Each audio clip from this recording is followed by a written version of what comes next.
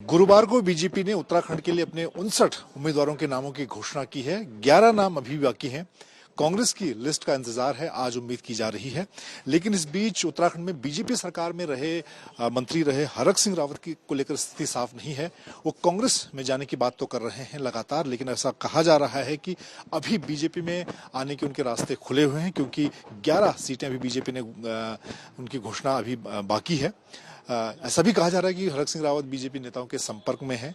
पूर्व मुख्यमंत्री विजय बहुगुणा से उनकी बातचीत हुई है लगातार, क्योंकि हरक सिंह रावत जिस तरह से आखिरी मौके पर बीजेपी ने उन्हें पार्टी से बाहर किया, लेकिन अभी इस बात को लेकर संभावना जताई जा रही है कि वो वापस बीजेपी में भी आ सकते हैं। हमारे साथ बीजेपी के वरिष्ठ नेता और राज्यसभा सांसद नरेश बंसल जी हैं। आपसे जानना चाहूंगा, ऐसा कहा जा रहा है कि अभी जो 11 सीटें बाकी हैं उसमें हरक सिंह रावत की वापसी हो सकती है।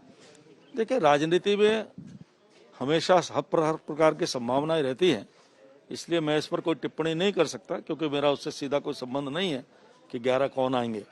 लेकिन राष्ट्रीय नेतृत्व विचार करने के बाद ही मुझे लगता है कि कल तक शायद 11 नामों की भी घोषणा हो जाएगी। ऐसा कहा जा रहा है कि अभी वो बीजेपी के नेताओं के संपर्क में है, उनकी बातचीत हुई है विजय बहुगुणा से, बाकी लोगों से भी, और ये खबरें लगातार सामने आ रही हैं। राजनीति में नेताओं के बीच में वार्तालाप, संपर्क, संवाद ये चलता रहता है, लेकिन जब जिसका कोई परिणाम आता है तो सामने दिखाई देता है।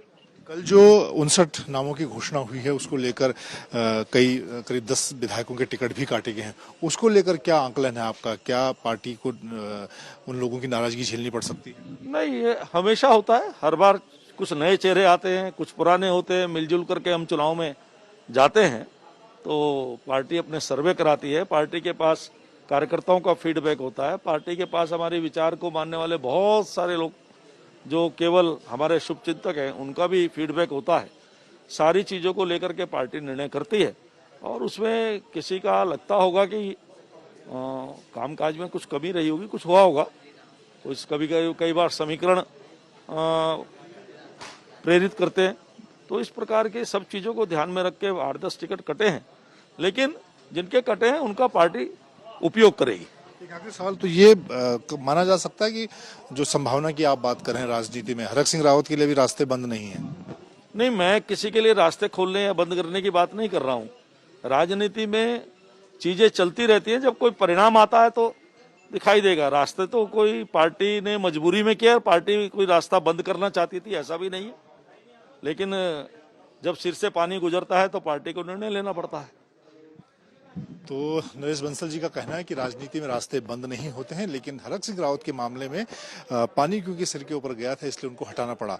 और अब बात कांग्रेस की तरफ, जो हरक सिंह रावत लगातार बात करें, उसमें सबसे बड़ा अगर हम रोड़ा माने तो हरीश रावत को माना जा रहा है, क्योंकि जब वो उन्हें बीजेपी से निकाला गया उसके बाद से लगातार हरीश रावत उनके खिलाफ मुखर थे, क्योंकि हरीश रावत की पीड़ा उनकी सरकार को गिराने को लेकर है, जिसमें सबसे अहम भूमिका हरक सिंह रावत की मानी जाती है। और हरीश रावत लगातार कोशिश कर रहे हैं कि उनकी पार्टी में वापसी न हो पाए, और इसीलिए पिछले कई दिनों से हरक सिंह रावत दिल्ली में मौजूद हैं, कांग्रेस आलाकमान के उस संपर्क में हैं, और कांग्रेस आलाकमान भी चाहती है कि हरक सिंह रावत जैसा एक बड़ा चेहरा पार्टी में आए, क्योंकि वो पहले लंबे समय से कांग्रेस में रहे हैं।